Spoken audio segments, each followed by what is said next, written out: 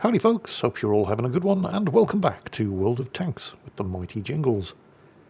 Frequent viewers around here are probably familiar with the Rorik 78, light tank driver extraordinaire. Well, he's back, except today he's not in a light tank. He's in something much, much worse. He's in an EBR. Something that he swore he would never do, but his clanmates kept saying to him, look, you're really, really good in light tanks. Imagine how much better you could be in a clan car. Well, he resisted their entreaties and then finally gave in. And he got himself an EBR 105. And he feels thoroughly, thoroughly dirty about it. As well he should. Look at the speed of this thing. For those of you who maybe don't play World of Tanks or haven't in a while and don't understand what exactly is so shockingly disgusting about these things, imagine a light tank that's faster than a light tank, generally has a better and more effective gun than a light tank, and unlike a light tank, doesn't get stopped when it gets its wheels blown off. You see, as we're about to have demonstrated, when the enemy EBR blows one of his wheels off, if that was a light tank, you'd be stopped, and you'd probably be dead already. But because this is an EBR, an armoured car, rather than simply swerving to a halt, digging the axle into the ground and flipping head over heels, it just slows it down a little bit. Yeah. Also, you'll notice there's a lot of auto-aiming going on. That's because, remember I said, arguably a better and more effective gun than a light tank, this thing gets enhanced auto-aim.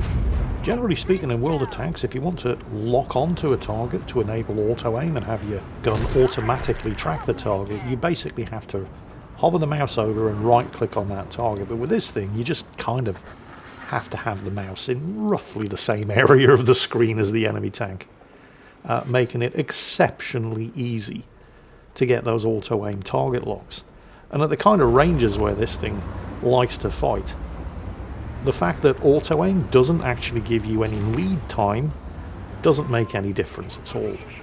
Well, with the threat to this flank taken care of, and a couple of mediums and a tank destroyer ready to cock-block anybody else attempting to rush across the open ground at the top of the hill back there, Rorik has noticed that the team are in need of some assistance up here. That initial early 2-kill lead is gone, with the enemy team going ahead by 1, and the tanks in the town on the hill over here are having a really, really hard time. So here he comes. Rorik's found himself a Bobject, and he's asking a friendly Bobject on the hill where he just came from to assist, and, well, you know, something to shoot at, why the hell not? Look at the speed and manoeuvrability of this thing, by the way. It's not just the fastest tank in the game, it's the most maneuverable as well. It's got the best mobility of any machine in World of Tanks. Good luck if you ever find yourself getting into a close range one-on-one with one of these things. If you're in a light tank, you've got no chance. Hell, if you're in a heavy, there's no way you're ever going to get the gun swung around in order to be able to point at this thing. And then when you do hit it, all you're going to do is blow one of its wheels off and do no damage. The standard joke in World of Tanks about these things is that if everybody would just build their tanks out of whatever material they use to make the wheels on the EBR 105, then games would last forever because nobody would be able to damage anything. The only real disadvantage this thing has in a brawl is its low DPM. It does have a long reload. But the alpha damage is off the charts. Oh no, he's been hit, and he's lost one of his wheels. Oh no, well now he can only do 50 to 60 kilometers per hour.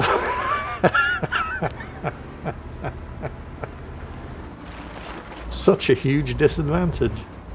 Or to put it another way, 50 to 60 kilometers per hour more than a light tank in the same situation. Yeah, when you put it like that, it all suddenly starts to make sense, doesn't it? Rorik absolutely hates these things, by the way, and he hates himself for playing one, because as a dedicated and very, very good light tank player, since these things were introduced, he's basically been competing against them. And, well, the thing is, it's not really a level playing field either. I mean, regular viewers will know just how good a Rorik is in a light tank. I mean, you've seen his light tank videos. He can do this in a light tank. The thing is, he has to work really, really hard at it.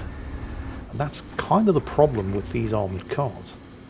Because they can do everything that a light tank can, except better, and it's easier to do. And that's why everybody hates them. Well, not everybody. It's why most people hate them. But it's why Auroric hates them, and why he hates himself, and does express his apologies, by the way, for playing one. And is what has led to the saying in World of Tanks, the team with the most EBRs, or with the last EBR standing, is the team that wins, because these things really are that overpowered. And remember, this is after this thing has been nerfed twice since being introduced into the game. Also, you have to take into account the fact that Auroric is already very, very good at light tanks, which is why his clanmates persuaded him to try one of these things, because if you're that good in a light tank, you know, you're playing the game in hard mode anyway, imagine what you could do in an EBR. Well, imagine no more, because you're watching it.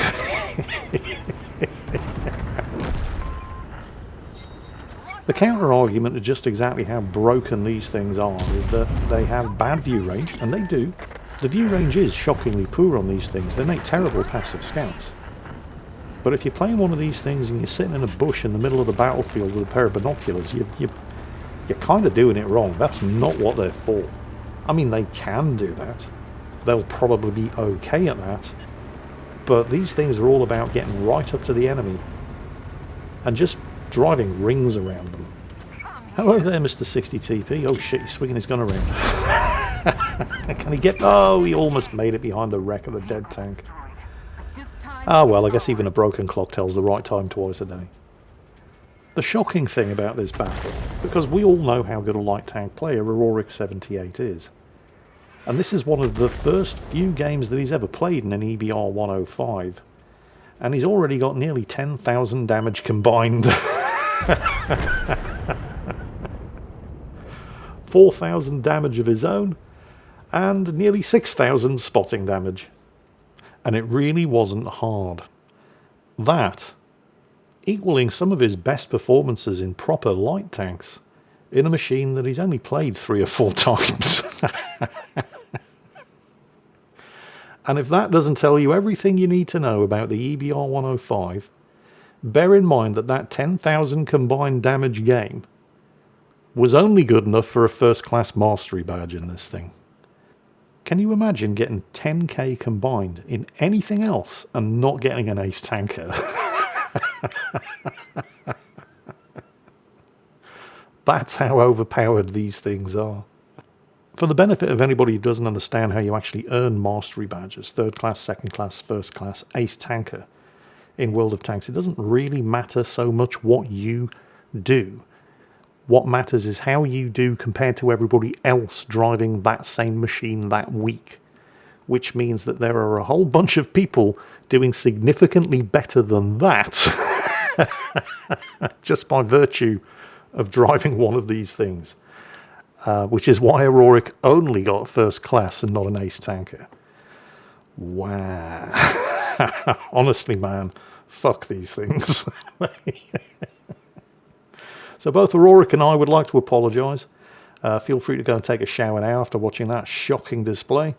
And Auroric promises he will never do it again. I won't go so far as to say I hope you enjoyed it, because that was absolutely disgusting. But I hope you were at least entertained. And as always, take care, and we'll catch you next time.